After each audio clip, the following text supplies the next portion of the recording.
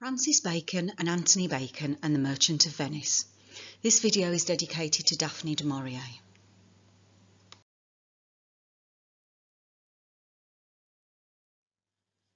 The first ports of call for Shakespeare scholars and students, as well as the interested reading public when studying a play in the Shakespeare canon, are its Arden, Oxford and Cambridge editions, which have been appearing since just before the beginning of the 20th century right up to the present day. All told, in the last 130 years, there has been at least 6 editions of these Arden, Oxford and Cambridge editions of The Merchant of Venice, and they all share a common factor. Namely, they do not discuss Bacon in their lengthy and otherwise detailed introductions. In fact, they scarcely mention or refer to Bacon at all. As with Arden 1, edited by Charles Pooler, there is usually confined to a textual note, which I here quote in full. See Bacon of Usury. In his notes tucked away at the back of the first Cambridge edition, in his note for the line, "A breed for barren metal," Professor John Dover Wilson cites the same essay, that it is against nature for money to beget money, Bacon of Usury. The editor of Arden 2, Professor John Russell Brown, elevated Bacon from the notes to his discussion of usury in its introduction. Bacon's essays of usury argued that it was inevitable, and in a customary note we are met with, "See Bacon of Usury, Essays, 1625.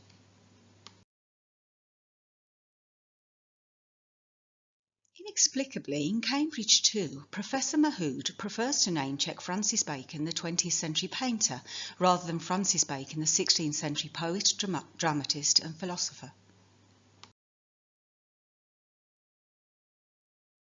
The Oxford edition of The Merchant of Venice, first published by Oxford Clarendon Press in 1993 and reissued by Oxford University Press in 2008, is the only edition of the play thus far to include an index. The index includes a significant number of classical authors and numerous contemporary Elizabethan Jacobean poets, writers and dramatists, but not the great Elizabethan philosopher Francis Bacon, who wrote an essay and a paper on usury.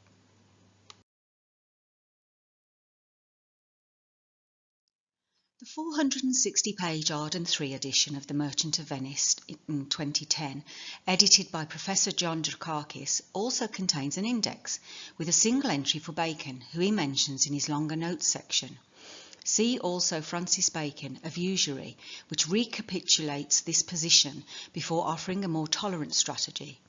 Bacon perceives the practice of usury as a thing allowed on account of the hardness of men's hearts.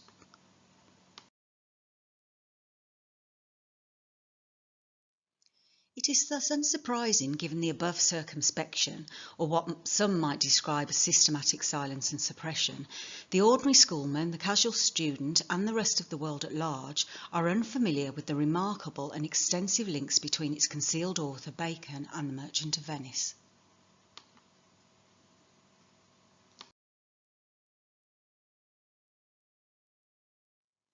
After a 12-year absence abroad working closely with Spymaster Walsingham and his brother Francis for the English Secret Service, Anthony Bacon returned to England in February 1592. He immediately went to live with his beloved Francis, who welcomed him with open arms into his Gray's Inn lodgings. With Spymaster Walsingham dead, the headquarters of the English Secret Service had been transferred to Essex House on the Strand, the grand, stately residence of the royal favourite and Francis's concealed brother, Robert Devereux, 2nd Earl of Essex, to whom Francis personally introduced Anthony, interlocking their destinies for the next decade.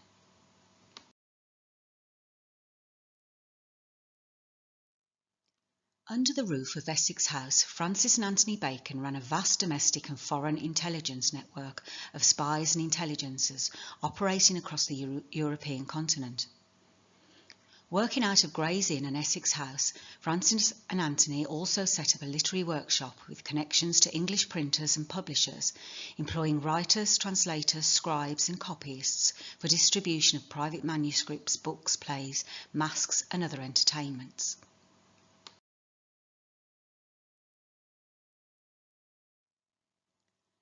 The intelligence and literary operations required very substantial financial resources and revenues to continually fund and maintain them, which drove Francis and Anthony Bacon into a never-ending cycle of debt incurred by having to raise large loans from moneylenders through bonds.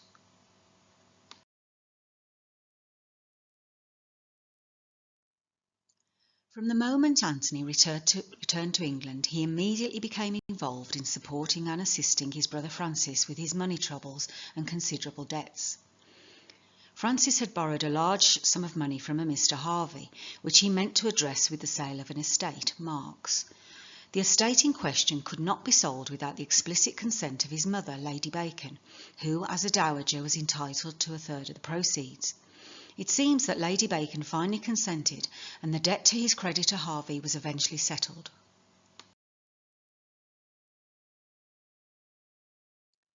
It is obvious, writes Freedman, from a memorandum dated 18th of November 1592 of the money owed by Francis to Anthony, that Anthony began immediately upon his return to solicit loans for Francis, who it appears had been living on borrowed money, especially from his friend Nicholas Trott, while Anthony was overseas.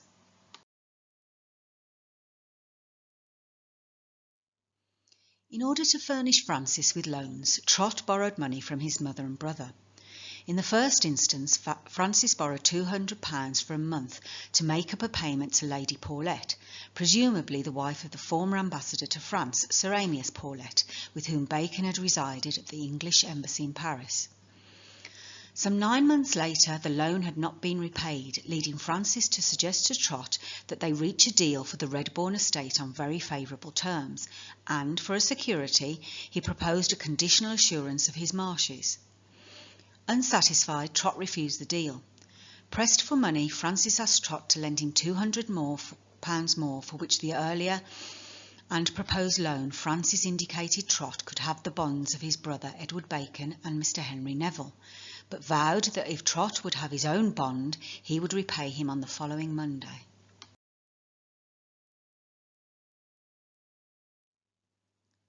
The Henry Neville in question was either Sir Henry Neville, second husband of Bacon's sister, Elizabeth Bacon, or almost certainly his son from his own second marriage to Elizabeth Gresham, Sir Henry Neville 1562 to 1615, being Bacon's nephew and his close inward friend who moved in the Bacon-Essex circle.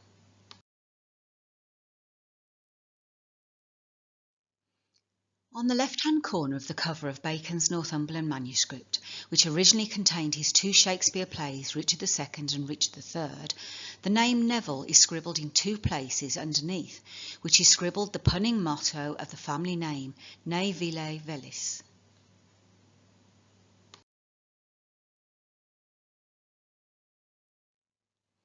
Upon his offer of Edward Bacon or Mr. Henry Neville to stand bond for the loan, Trott reluctantly accepted Francis's bond of £800, with half of it due on the 3rd of May, a date that came and passed without Trott receiving the specified repayment.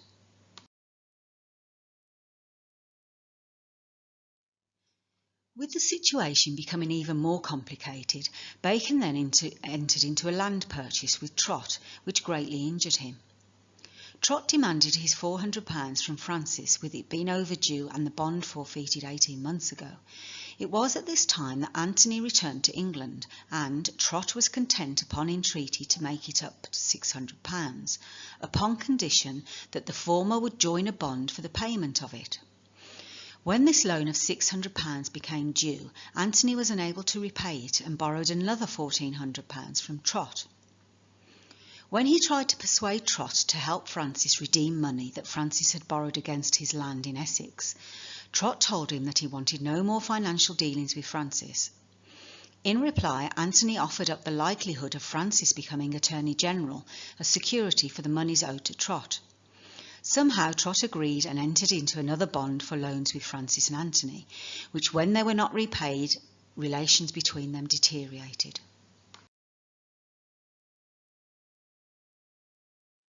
In parallel with these loans, Trott was also involved in the complex negotiations to sell some of Anthony's properties in Hertfordshire to Alderman John Spencer, later Lord Mayor of London, to help Francis alleviate some of his debts.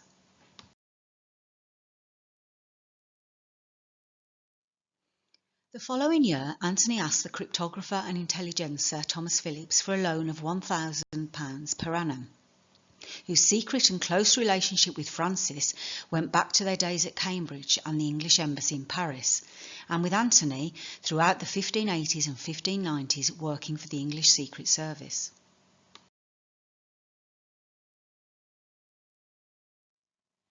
Towards the end of 1594, the burden of debt increased. Anthony's correspondence during this autumn is full of urgent applications to various friends for loans of money, and the following memorandum shows that much of his own necessity arose from his anxiety to supply the necessities of his brother Francis.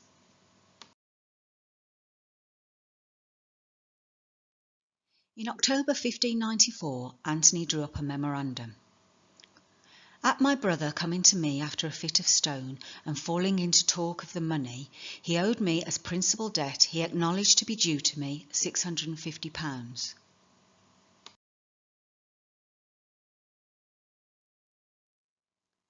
In December, Francis needed to raise more money and asked Anthony to join with me in security for £500, regarding which I send you the bonds, and whereas you shall find the bond to be of £600, which is £100 more, true it is that first the jewel costs £500 and odd, as shall appear to you by my bond.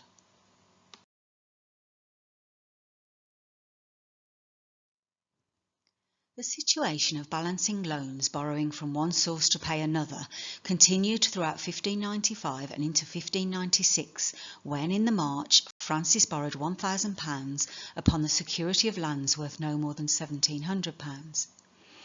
When the time arrived to redeem the loan, he did not have the money and was forced to sell the land to save the difference.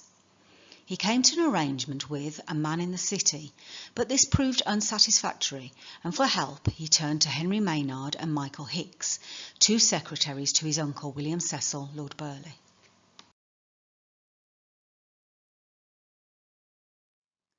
In a manuscript held at the British Library, Francis set out his financial dealings and accounts with Trott, which being too long to reproduce in its entirety, the following extract suffices to give a flavour of the whole.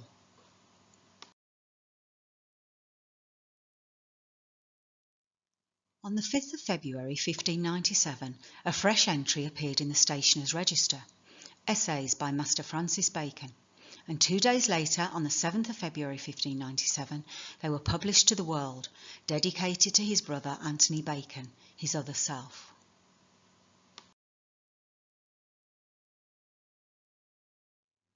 Loving and beloved brother, I have preferred them to you that are next myself, dedicating them, such as they are, to our love, in the depth whereof I assure you I sometimes wish your infirmities translated upon myself, that Her Majesty might have the service of so active and able a mind, and I might be with excuse confined to these contemplations and studies for which I am fittest.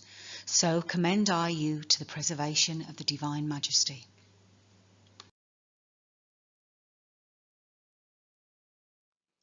In addition to some of the running costs of the English Secret Service and the Bacon Literary Workshop with its scribes, translators and copyists, and the cost of printing and publishing anonymous and pseudonymous publications, on a more personal note, some of the monies raised in loans by Anthony for Francis were directed towards his pursuit of his second cousin, the young and beautiful heiress Lady Elizabeth Hatton. She was the daughter of Thomas Cecil, the eldest son of Lord Burleigh, and Dorothy Neville, and it soon developed into a loving courtship, and the two of them, Francis and Lady Elizabeth Hatton, spent a great deal of time in each other's company.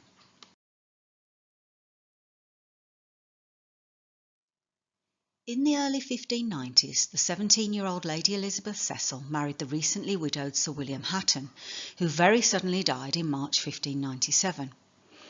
On his death, Lady Elizabeth inherited the Isle of Purbeck, Corfe Castle and the magnificent Hatton House in Holborn, with its fabulous gardens, within walking distance of Gray's Inn, where Francis visited her often and regularly walked around its enchanting environs. The young, beautiful and spirited Lady Elizabeth was left a very rich widow, and the prospect of a wealthy marriage to someone whom he was very fond of, or perhaps even in love with, in his financially precarious position, heavily weighed down with debt, was a very attractive prospect.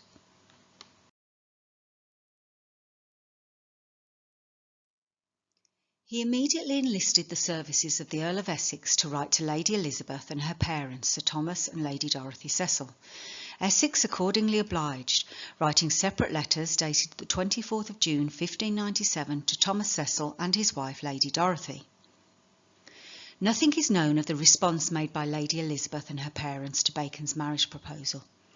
It seems that Lady Elizabeth was in no hurry to remarry, and over the next 12 months or so, Bacon visited Hatton House and took many a walk with her around her celebrated gardens, likely bearing expensive gifts purchased with money raised by Anthony from friends and moneylenders in the city.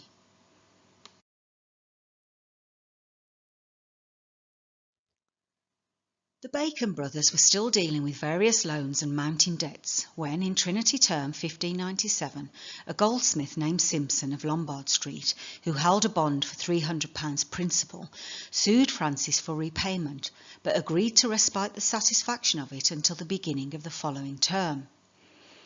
Without, however, any warning, a fortnight before Michaelmas term commenced, Bacon was walking from the Tower of London on Her Majesty's service, when, at the instigation of the moneylender Simpson, he was served with an execution and arrested. It appears Bacon was detained by the officials sent to arrest him, with a view to transferring and confining him in the Fleet Prison.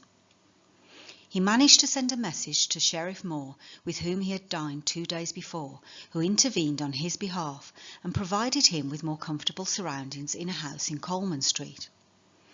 From here, Bacon immediately sent word to the Earl of Essex and dispatched 2 letters, one to his cousin, Secretary of State Sir Robert Cecil, and the other to Lord Keeper Sir Thomas Egerton, which contain all that is known of the whole affair.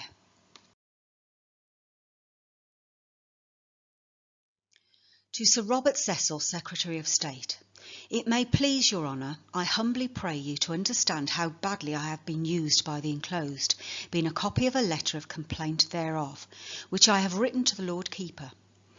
How sensitive you are of wrongs offered to your blood, in my particular, I have had not long since experience.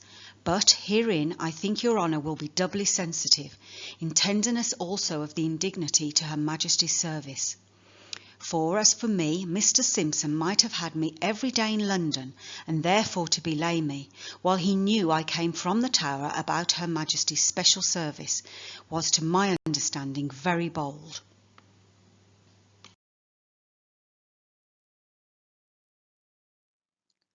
To Sir Thomas Egerton, Lord Keeper of the Great Seal. It may please your Lordship, I am to make humble complaint to your Lordship of some hard dealing offered me by one Simpson, a goldsmith, a man noted much, as I have heard, for extremities and stoutness upon his purse, but yet I could scarcely have imagined he would have dealt either so dishonestly towards myself, or so contemptuously towards Her Majesty's service. For this Lombard, pardon me, I must humbly pray your Lordship, if being admonished by the street he dwells in, I give him that name, having me in bond for £300 principal. Now, because he will not treat with me, I am enforced humbly to desire your Lordship to send for him, according to your place, to bring him to some reason, and this forthwith, because I continue here to my further discredit and inconvenience, and the trouble of the gentleman with whom I am. I have £100 lying by me, which he may have, and the rest upon some reasonable time and security, or, if need be, the whole, but with my more trouble.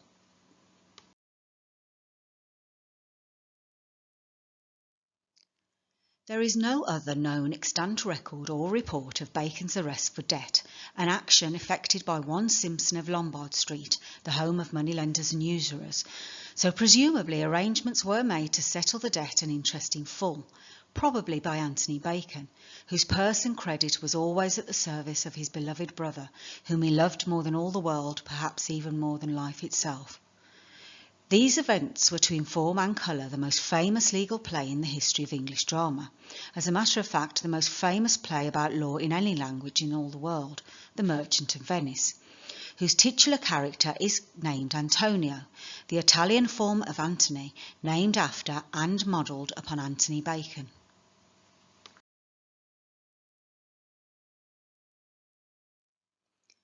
There are 3 hard facts about the writing, revising and publication of The Merchant of Venice. Firstly, it was entered as a new play on the Stationers' Register on the 22nd of July 1598. Secondly, it is named in Mears Paladis Tamia, printed in September 1598. And thirdly, it was first published in 1600 with the title The Most Excellent History of the Merchant of Venice, with the extreme cruelty of Shylock the Jew towards the said merchant in cutting a pound of his flesh, and the obtaining of Portia by the choice of 3 chests.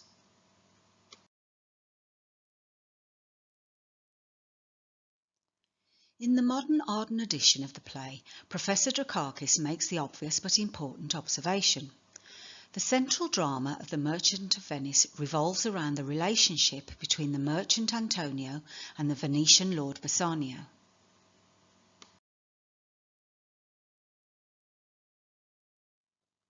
In the standard work Shakespeare's Legal Language, a Dictionary, Professors Sokol and Sokol, in their entry for debt, refer to Antonio and directly link Bacon and the character Bassanio in Merchant of Venice. Borrowed money was required by many, including those with mercantile interests, like the character Antonio in Merchant of Venice, landowners or their heirs seeking ready cash, and a new breed seeking large sums to enable the magnificent self-representation then befitting lofty ambitions. Men such as Sir Francis Bacon, characters such as Bassanio in Merchant of Venice.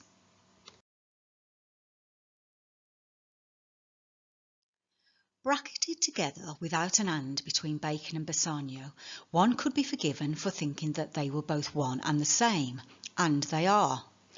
As we know, the name Antonio is the Italian form of Antony, named after and based upon Anthony Bacon, with Bassanio representing Francis Bacon.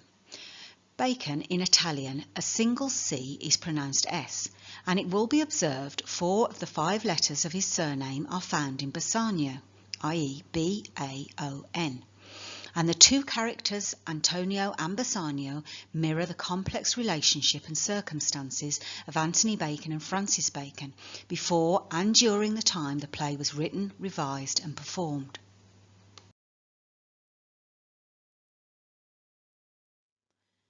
The play begins with the stage direction, enter Antonio, Salerio and Salanio, with Antonio in its opening lines saying that he felt unaccountably sad. In sooth, I know not why I am so sad, and refuses to be cheered up by Salerio and Salanio. Antonio denies that he is worried about the safety of his merchant ships. Why then, suggests Salanio, you are in love.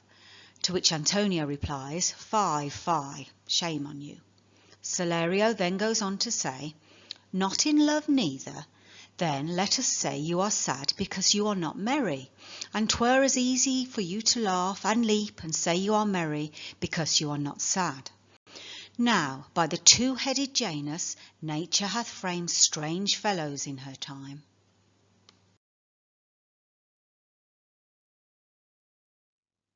In the passage, Antonio is linked with Janus, the Roman god of beginnings and endings, as well as duality, transitions and gateways. According to mythology, Janus had 2 faces, one looking forward to the future and one looking back to the past. Now look again at the passage wherein its author has secretly incorporated a near anagram of his name upwards and downwards. F. Beacon from the letter F upwards and F. Beacon from the letter F downwards.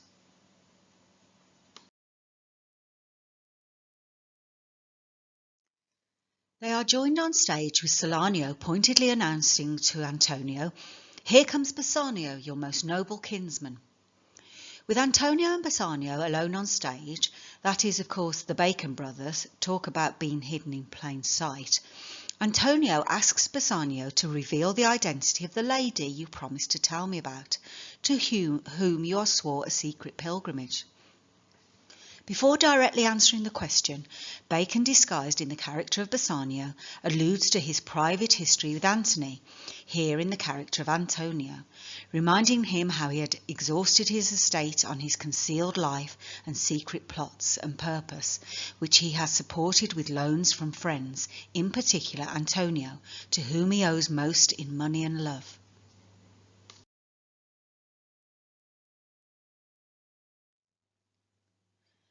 "'Tis not unknown to you, Antonio, how much I have disabled mine estate. To you, Antonio, I owe the most in money and in love, and from your love I have a warranty to unburden all my plots and purposes, how to get clear of all the debts I owe. I pray you, good Bassanio, let me know it, and if I stand as you yourself still do, within the eye of honour, be assured my purse, my person, my extremest means lie all unlocked to your occasions.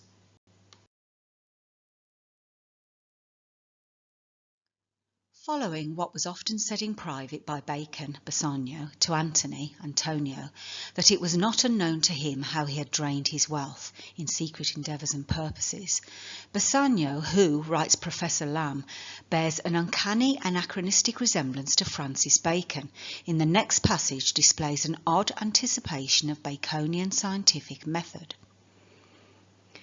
In my school days, when I had lost one shaft, I shot his fellow of the self-same flight the self-same way, with more advised watch, to find the other forth, and by adventuring both, I oft found both.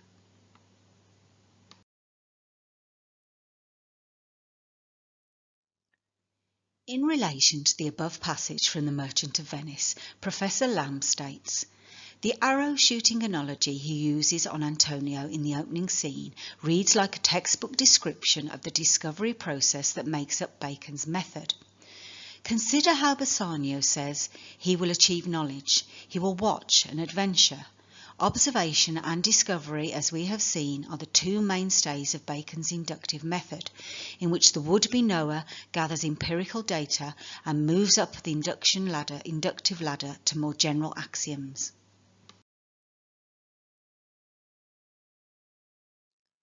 Bassanio tells Antonio that he wants to woo a lady richly left, echoing Bacon's wooing of the rich heiress Lady Elizabeth Hatton while in the process of planning and writing the play, in Belmont, whose name is Portia. The name Portia derives from the Latin Porcia, a feminine form of Porcius, an old Roman family name deriving from porcus, a pig or hog, which of course produces bacon. Thus the name Portia here represents a feminine form of Bacon, who, as we know later in the play, in the disguise of a lawyer, defends Antonio for the debt taken out on behalf of Bassanio against the moneylender Shylock.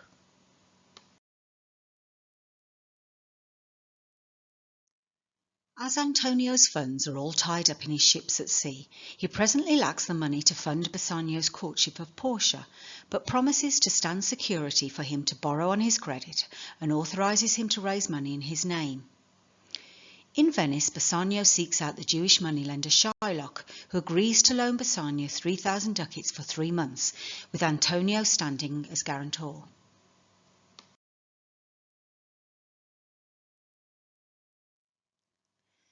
£3,000 well, aye, sir, for 3 months. 3,000 ducats for 3 months, and Antonio bound.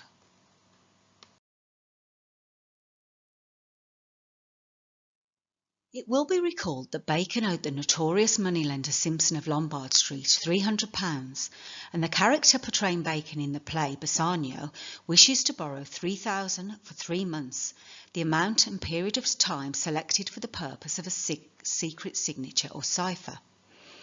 If the 3 nulls are dropped from the number 3,000, it leaves the number 3, which, placed with the number 3 from the period of 3 months, we have the number 33, Bacon in simple cipher.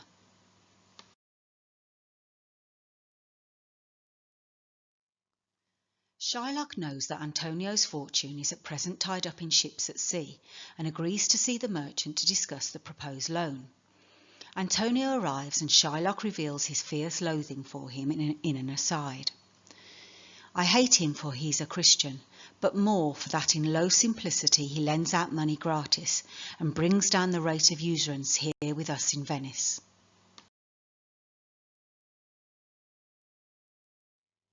He remembers the times Antonio had insulted him over his money lending and usury in the Rialto, because he uses his money to make a profit.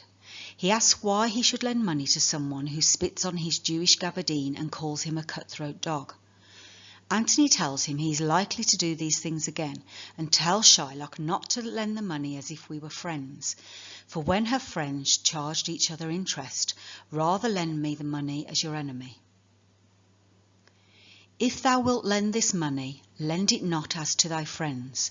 For when did friendship take a breed for barren metal of his friend?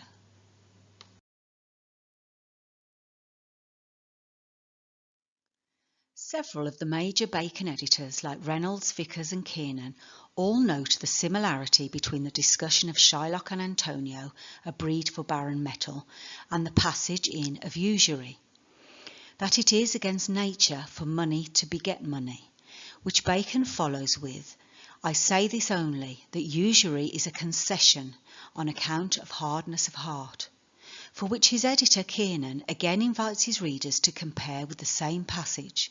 The orthodox objection to usury was based upon the apparent violation of Christian charity, taking advantage of an individual in need. See also in The Merchant of Venice.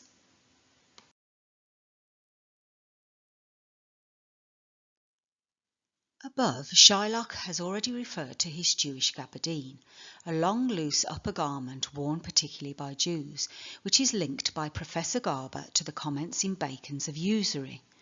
This indeed is the reason why Bacon could list among his witty invectives against usury the idea that usurers should wear orange tawny hats, because they do Judaize. To Judaize means to play the Jew, to follow Jewish customs or religious rites. And, according to Professor Kiernan, Bacon is the first to apply the term to a secular context. And in his notes to Bacon's essay of usury, Professor Vickers points out the Jews in the Venetian ghetto were compelled to wear a distinguishing dress, red and yellow, dark orange turbans. As we shall see, these are not the last phrases or lines in The Merchant of Venice echoed in Bacon's essay of usury, the subject on which the play is predicated, in an essay which incidentally uses the term merchant or merchandising on around a dozen occasions.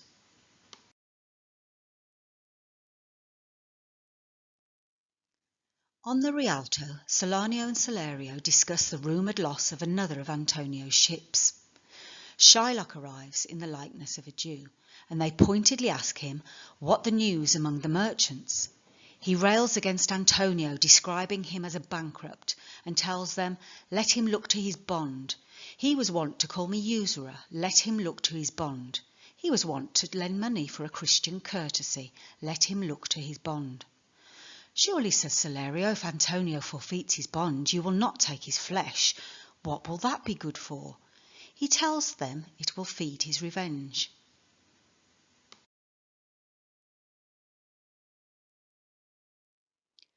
To bait fish withal. If it will feed nothing else, it will feed my revenge. And if you wrong us, shall we not revenge? If we are like you in the rest, we will resemble you in that. If a Jew wrong a Christian, what is his humility? Revenge. If a Christian wrong a Jew, what should his sufferance be by Christian example? Why, revenge. The villainy you teach me I will execute, and it shall go hard, but I will better the instruction.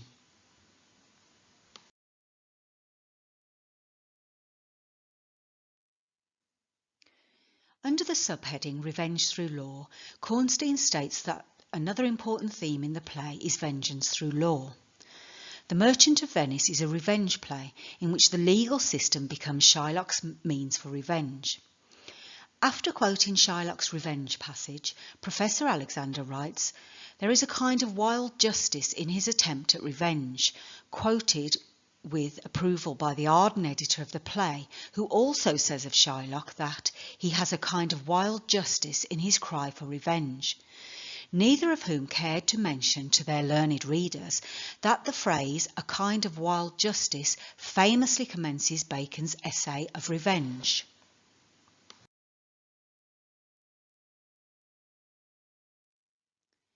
In his essay of revenge, Bacon states, revenge is a kind of wild justice, which the more man's nature runs to, the more ought law to weed it out.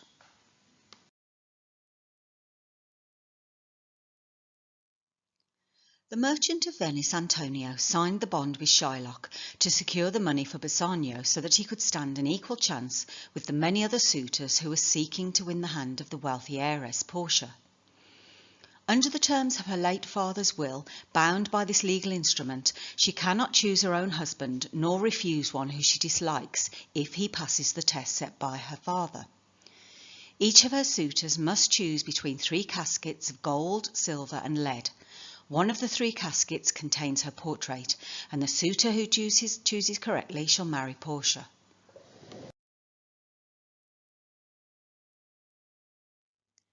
Various suitors try and fail the test before a messenger brings word of the imminent arrival of a young Venetian lord, an ambassador of love, bearing gifts of rich value as tokens of his love.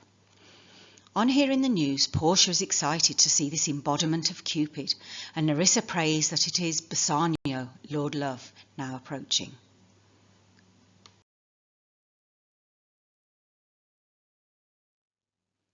Having arrived at Belmont, the curtains are drawn, revealing the 3 caskets, but Portia asks Bassanio to wait a day or 2 before attempting to decipher the coded riddles in the inscriptions, so she can enjoy his company some more.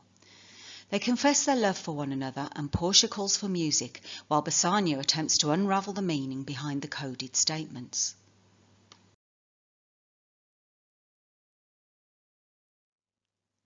So may the outward shows be least to themselves. The world is still deceived with ornament.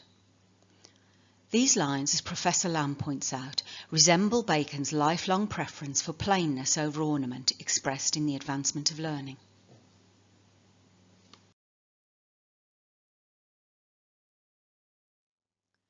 He rejects the gold casket as ornament, and appearances are merely the seeming truth which cunning times put on to entrap the wisest, and the silver casket as representing the money and common drudge that passes between man and man.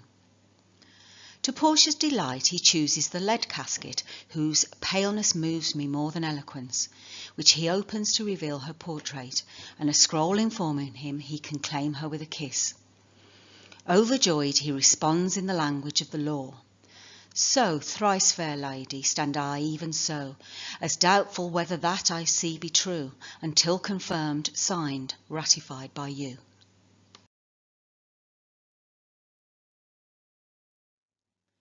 It will be recalled that when Bacon was arrested for debt at the behest of the moneylender Simpson, who held a bond on him for £300, he prematurely had an execution served on Bacon a fortnight before it was due. He wished to have Bacon committed to jail, which would have been done if his friend Sheriff Moore had not intervened and attended upon him. While in the protection of Sheriff Moore, who was now at the same time his de facto jailer, housed in a comfortable residence in Coleman Street, it seems clear that acting on Bacon's behalf, Moore on several occasions, personally or through a messenger, made overtures to Simpson to try and bring him to reason and for him to come and speak with Bacon. The situation is mirrored in Act 3, Scene 3 of the play. Like Simpson, Shylock will not listen to all reasonable requests to discuss the matter. Like Simpson, Shylock is only interested in his bond of 3,000 ducats lent over 3 months. And like Simpson, Shylock refuses to listen to Antonio's plea for mercy.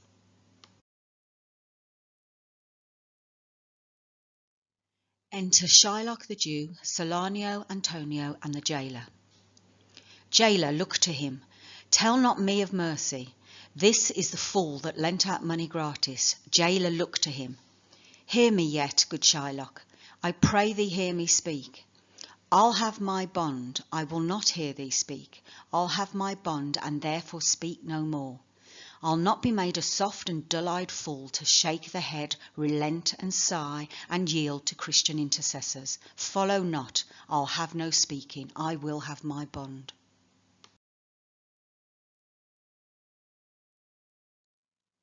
Surely, exclaims Salanio, the Duke will never allow this forfeiture to hold. But Antonio knows the Duke cannot deny the course of law in Venice, as it would threaten the security of the state. Yet even now, in a time of mortal peril, Antonio cares not for money and bonds, or even law and justice. All that matters to him is Bassanio, that Bassanio comes and sees him pay the ultimate debt, whom Antonio loves above all else, even life itself.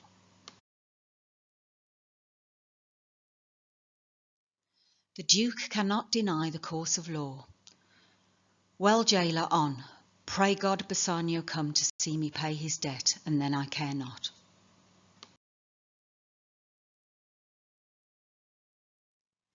With Bassanio and Graziano departed for Venice, Lorenzo tells Portia, who he says has the true and noble goodwill of a god, that if she knew the nobleman Antonio she was trying to help, and how much Antonio dearly loved her husband Bassanio, then she would be even more proud of her role in trying to save him. In what in reality is a poetical essay on the profound love that the Bacon brothers felt for each other, Portia says that she has never regretted doing good, and that friends who spend all their time together and love each other equally share a similar lineament and like spirit and values.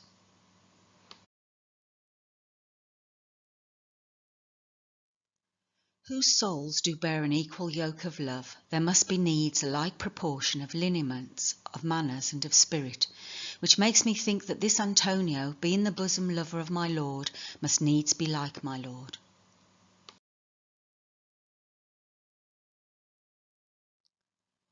Portia announces to Lorenzo she has made a secret vow to enter a nearby monastery with Nerissa, while Bassanio does everything he can to relieve Antonio in Venice.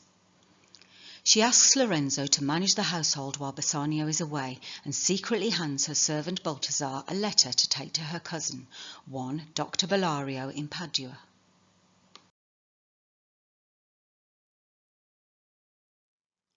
Take this same letter into my cousin's hands, Dr. Bellario, and look what notes and garments he doth give thee. Bring them, I pray thee, with imagined speed unto the traject, to the common ferry which trades to Venice.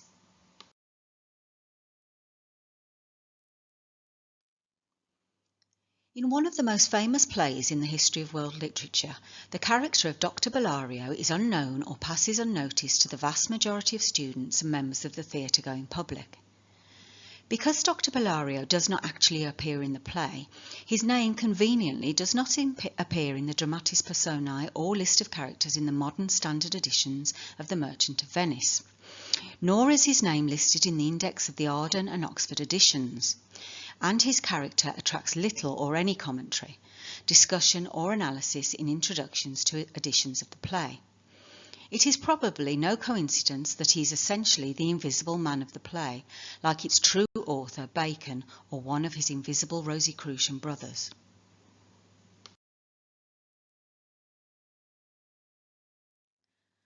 The spectral presence of Bacon permeates the very fabric of The Merchant of Venice, and apart from Bassanio, some other characters in the play bear a striking resemblance to Bacon. Professor Lamb voices that not only does Bassanio and Shylock resemble Bacon, so too its heroine. Portia's legal, economic, and even religious advantages may even suggest an association with one of the early modern England's most famous lawyers, Francis Bacon. And she works as a hypothesis-based scientist avant la lettre, while other figures bear a striking resemblance to what would become known as Baconian induction.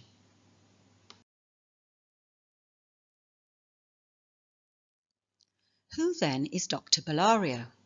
The question the American lawyer and orthodox Shakespeare scholar Mark Edwin Andrews asks in Law versus Equity in The Merchant of Venice, which he answered emphatically that his character represented Francis Bacon.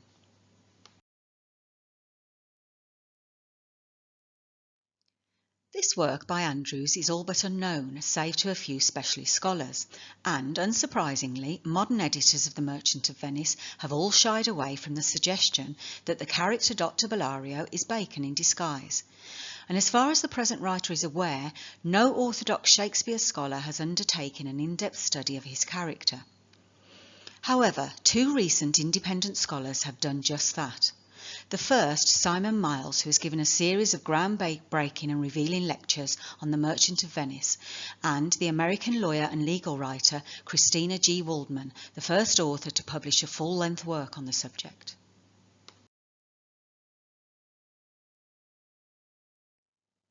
In the foreword to this extensive study, Miles states that Waldman's work represents a thought-provoking inquiry into the legal and historical resonances between Bacon and the play, and especially the character of Bellario.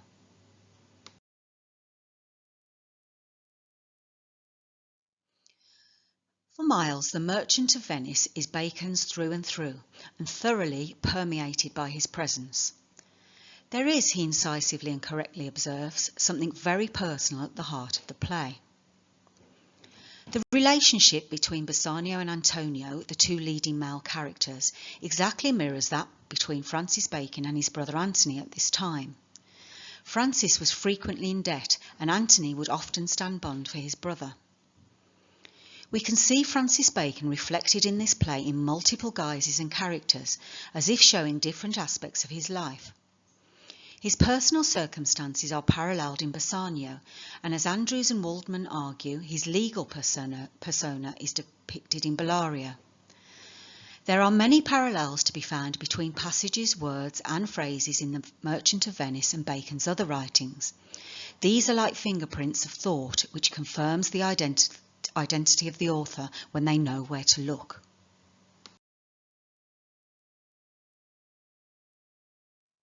In his work, Law versus Equity in The Merchant of Venice, as its title indicates, Mark Edwin Andrews read the play as an allegory of the conflicts between law and equity. This constitutes the consensus among modern scholars that the trial scene in The Merchant of Venice dramatises the struggle between the common law courts and the equitable court of Chancery. The latter previously headed by Lord Keeper Sir Nicholas Bacon, and later by his son Lord Chancellor of England Francis Bacon, secret author of The Merchant of Venice.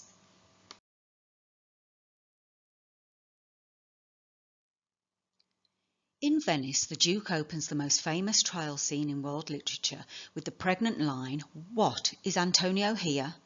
And of course he is. "Ready, so please your grace." He sympathises with Antonio, describing Shylock as an inhuman wretch, incapable of pity, void and empty from any dram of mercy. Before the Duke, Shylock enters and refuses to take his 3,000 ducats, citing for his unyielding attitude his hate and certain loathing of Antonio, which incenses Bassanio, resulting in a striking and telling exchange between them. Professor Lamb observes, Shylock's pre-trial dialogue with Bassanio focuses Shakespeare's scene of knowledge on the mode of thought that would become Baconian new science. Bacon believed that the purpose of experimentation was not to prove or disprove a hypothesis, but to gather data about the material world. Shakespeare brings the two together in a brief exchange as the trial commences.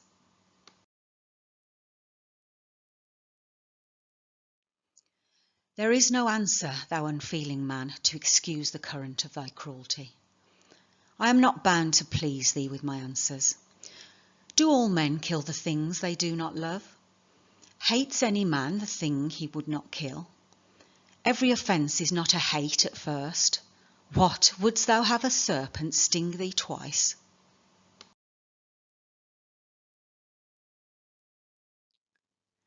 Bassanio tries to reason with him further by offering him, for his 3,000 ducats, 6,000 ducats.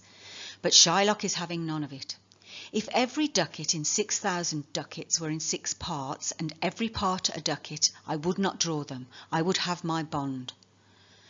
The Duke pointedly asks him how he expects to receive mercy when he shows none. But Shylock reasons that he has no need of mercy when he is doing no wrong. He demands his pound of flesh. If you deny me, fie upon your law. There is no force in the decrees of Venice. Upon this demand, the Duke says that he will dismiss the court unless Bellario, a learned doctor of law for whom he has sent to determine the case, arrives today. It is at this point Andrews, in his Law versus Equity in The Merchant of Venice, juxtaposes a prose version alongside the text of the play, where he substitutes Bacon for Dr. Bellario.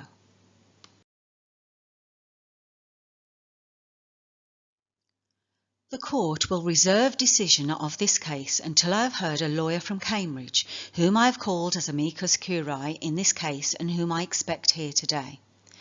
This lawyer is Sir Francis Bacon, with whom I do not always agree, but for whose legal ability I have the most profound respect. This is a novel case involving a very important legal problem.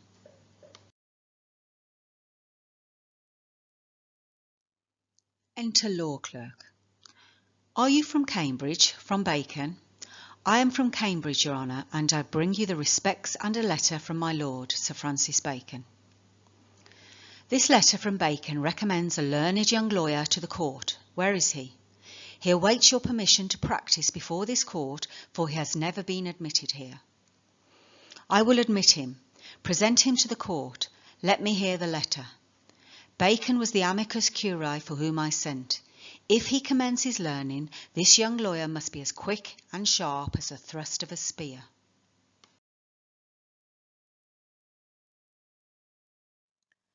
The court then reads the following letter from Sir Francis Bacon. Your Grace shall understand that at the receipt of your letter I am very sick, but in the instance that your messenger came in loving visitation, he was with me a young doctor of Rome. His name is Balthazar. I acquainted him with the cause in controversy between the Jew and Antonio the merchant.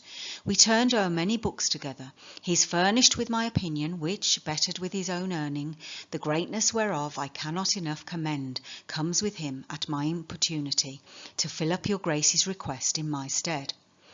I beseech you, let his lack of years be no impediment to let him lack a reverend estimation, for I never knew so young a body with so old a head. I leave him to your gracious acceptance, whose trial shall better publish his commendation.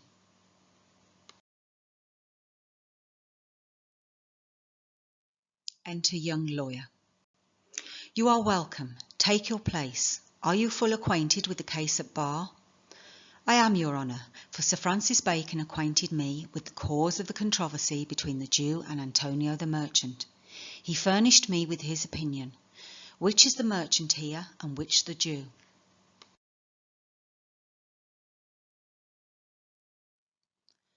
From behind the scenes, the invisible Bacon Bellario guides the trial scene through notes and documents given to Portia, a doctor of law disguised as Balthazar, assisted by Nerissa, disguised as a lawyer's clerk. Portia tells Shylock that his suit is of a strange nature, but that Venetian law cannot prevent it proceeding. She asks Antonio, do you confess the bond? To which he replies, I do, mirroring Bacon's situation with the moneylender Simpson, which he reveals in his letter to Sir Thomas Egerton, having the last term confessed the action.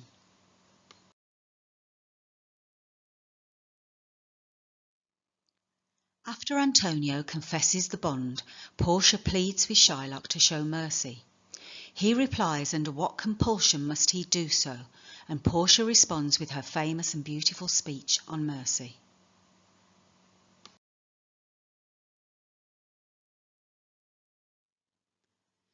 Shylock is unmoved. He craves the law and demands the full penalty and forfeit of his bond. She asks Antonio if he is able to discharge the money owed to Shylock, rousing Bassanio to cry out that he now has enough money to pay the money 10 times over. On forfeit of my hands, my head, my heart. Bassanio asks Portia to wrest the law to your authority, to do a great right, to prevent the cruel Shylock from prosecuting his will. Portia says that there is no power in Venice can alter a decree established, on account it would be used as a precedent, and such a ruling in law would give rise to countless wrong judgments and decisions. The substance of Portia's argument against Shylock as it develops in the second half of the scene, writes Dr. Zurcher, relies on one of the most fundamental and firmly held of common law maxims. A man's word shall be taken most strongly against himself, a maxim Francis Bacon discusses at length in his book of Maxims, written during Elizabeth's reign just prior to Merchant of Venice, but first printed in 1630. Bacon's formulation and copious illustration of the maxim makes it clear that the party beneficiary to any kind of legal instrument must take especial care in its formulation, for the law will construct its words against him with great rigour. Bacon's extended discussion of the maxim reveals a number of more particular ways in which it signifies resonantly with Shylock's and Antonio's merry bond in The Merchant of Venice.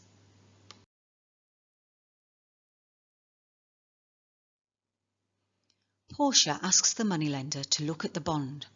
Shylock, there's thrice thy money offered thee.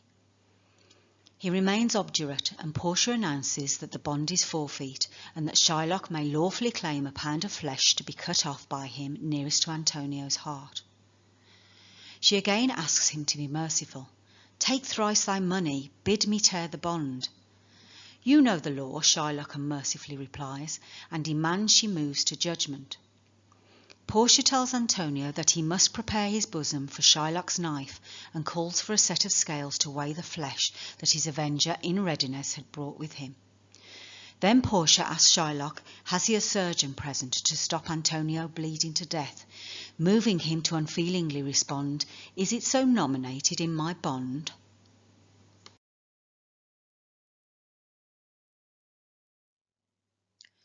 Portia asks Antonio if he has anything more to say before the deed is carried out.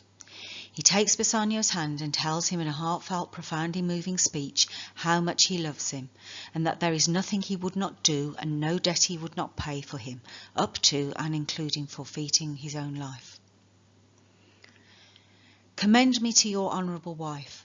Tell her the process of Antonio's end. Say how I loved you. Speak me fair in death, and when the tale is told, bid her be judge whether Bassanio had not once a love.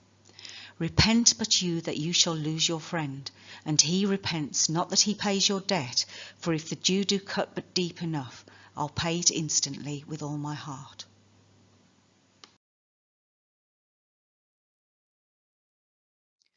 The profound love that existed between Antonio, Anthony Bacon, and Bassanio, his brother Francis Bacon, was mutual, and in his response, Bassanio emotionally tells Antonio he would sacrifice his life and the world and all that is in it to save him from his fate. "Antonio, I am married to a wife which is as dear to me as life itself, but life itself, my wife, and all the world are not with me esteemed above thy life. I would lose all, I sacrifice them all, here to this devil to deliver you."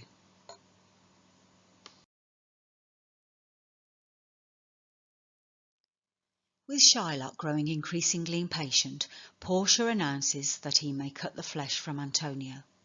The court awards it, and the law doth give it, as he now prepares to wield his knife. But just as he is about to do so, Portia tells him to tarry a little, there is something else. She reminds him the condition in the bond does not allow him to spill a jot of blood. The words are "a pound of flesh," but in cutting it off, if he sheds one drop of Christian blood, then by the laws of Venice all his lands and goods will be confiscated to the state. "Is that the law?" he asks, with Portia telling him, "Thyself shall see the act, for as thou urgest justice, be assured thou shalt have justice more than thou desirest."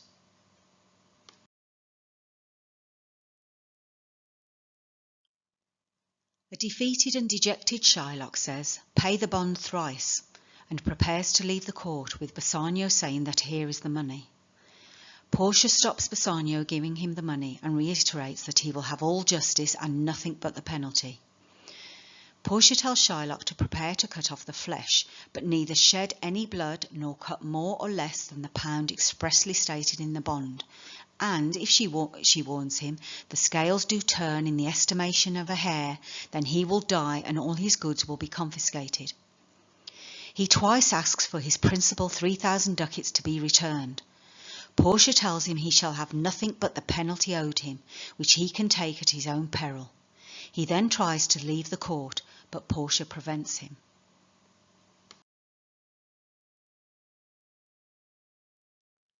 Tarry, Jew. The law hath yet another hold on you.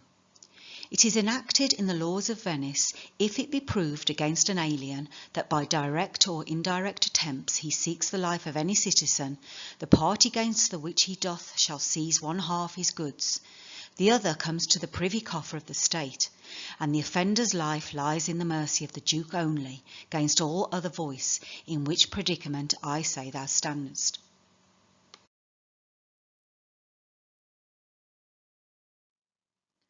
The Duke tells Shylock that so he can see the difference in our spirit, the difference between law and equity, he pardons his life. The Duke awards one half of his wealth to Antonio and the other to the state, which he proposes to reduce to a fine if Shylock shows some humility. An equally merciful Antonio requests that the court inserts a clause that on the death of Shylock, his estate shall pass to his son-in-law Lorenzo.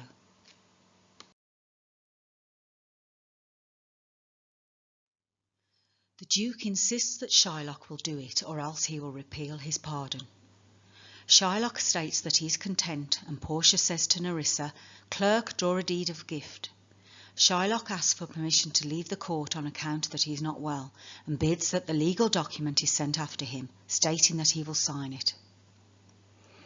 With the departure of Shylock, thus ended the most famous trial in English literature, depicting a dramatic portrayal of the long struggle between equity and the common law, which anticipated the real historical legal case of Glanville versus Courtenay, which ultimately resulted in a landmark victory of equity over common law, that played a critical role in both the shaping of English and American law for centuries to come.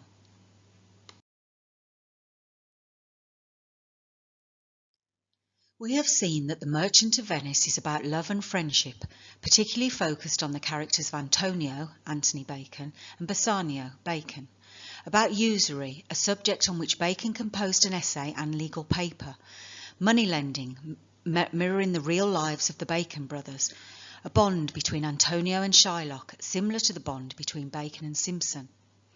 It is also about the issue of debt and assumpsit that was finally decided in Slade's case, in which Bacon appeared for the defendant Morley, whose first substantive arguments made before the Justices of the Exchequer occurred in the Michaelmas term of 1597 and 1598, at the very time Bacon was planning, writing and revising The Merchant of Venice.